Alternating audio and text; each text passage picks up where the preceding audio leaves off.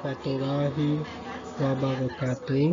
Perkenalkan, nama saya Leo Pratama Pamungkas, NIM C0D021641, program studi Diploma 3 Perpajakan. Di sini saya mempresentasikan konsep investasi jangka panjang dalam akuntansi perpajakan. Oke, slide. Pengertian investasi jangka panjang. PSAK nomor 13 menyatakan investasi jangka panjang adalah suatu penanaman modal yang dilakukan oleh suatu perusahaan kepada perusahaan lain dengan maksud untuk diperjualbelikan sehingga pendapatan lain dari luar pendapatan operasional ataupun dengan maksud untuk menguasai perusahaan yang bersangkutan. Investasi jangka panjang yang dapat berupa penyertaan dalam bentuk saham, obligasi, dan surat berharga lainnya, dana untuk melunasi utang jangka panjang, atau dana khusus lainnya. Aset lain-lain seperti pembelian tanah dengan rencana penggunaan di masa yang akan datang. Tujuan investasi jangka panjang. Tujuan investasi jangka panjang untuk memperoleh pendapatan yang tetap dalam setiap periode, antara lain seperti bunga, royalti, dividen, atau uang sewa, dan lain-lain. Untuk membentuk suatu dana khusus, misalnya dana untuk kepentingan ekspansi, kepentingan sosial. 3. Untuk mengontrol atau mengendalikan perusahaan lain melalui pemilikan sebagian ekuitas perusahaan tersebut. 4. Untuk menjamin tersedianya bahan baku dan mendapatkan pasar untuk produk yang dihasilkan. Untuk mengurangi persaingan di antara perusahaan-perusahaan yang sejenis. Terakhir untuk menjaga hubungan antar perusahaan. Investasi jangka panjang dalam saham. 1. Investasi dalam bentuk saham merupakan pembelian atau penyertaan dana dengan tujuan mendapatkan keuntungan. 2. Keuntungan dalam bentuk saham, dividen, capital gain, dan keuntungan lainnya bisa berupa kontrol manajemen, yaitu hak menentukan kebijakan atas perusahaan yang dibeli. Perusahaan yang melakukan investasi saham adalah perusahaan induk, dan perusahaan yang mengeluarkan saham adalah perusahaan anak. Perusahaan induk dan perusahaan anak dalam hubungannya disebut perusahaan afiliasi.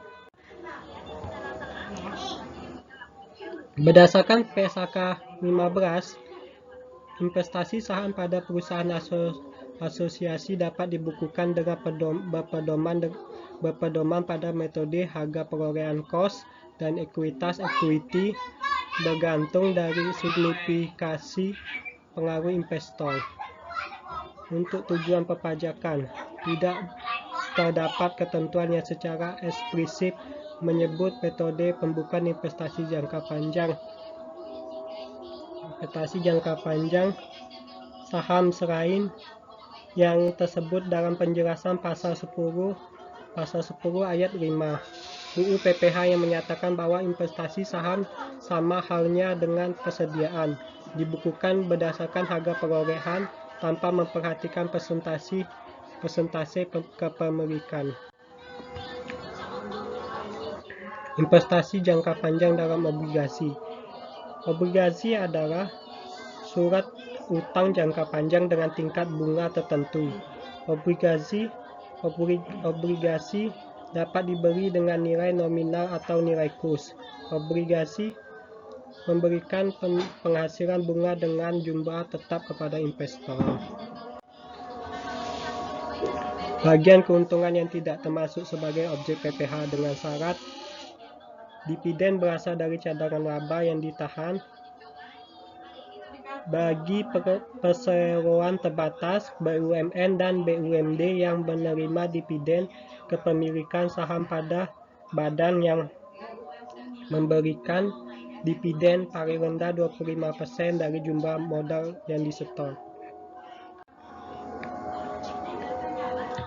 Investasi dalam surat berharga yang lain. Selain saham dan obligasi, pengusaha dapat melakukan investasi pada surat berharga yang lain, misalnya waket komersial,